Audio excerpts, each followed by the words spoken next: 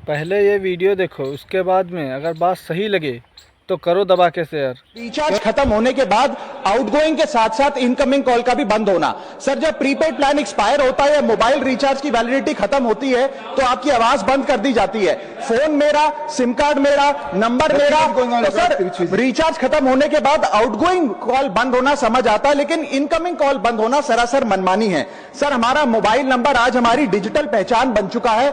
Essential communication जैसे कि UPI payment, banking, OTP, train ticket OTP, PAN, Aadhaar authentication, interview का call, hospital का call, मां बाप का गांव से कॉल, तमाम चीजें इनकमिंग कॉल और इनकमिंग एसएमएस से आती है और वो इसलिए बंद कर दिया जाता है कि इंसान एक रिचार्ज कराना भूल गया।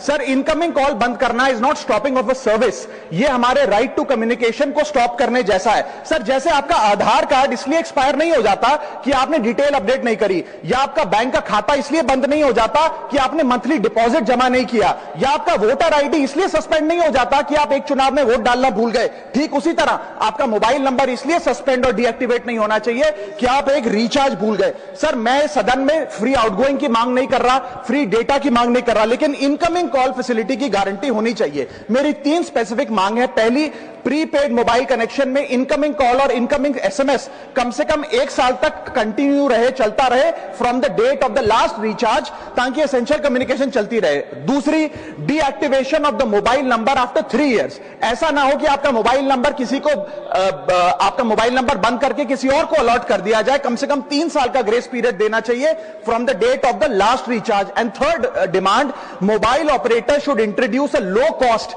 Incoming only plan. वो लोग जो सिर्फ इनकमिंग के लिए फोन रखते हैं उनके लिए, जैसे कि 10 रुपए में 180 दिन की इनकमिंग कॉल की फैसिलिटी, इस प्रकार की स्कीम्स मोबाइल ऑपरेटर को लानी चाहिए।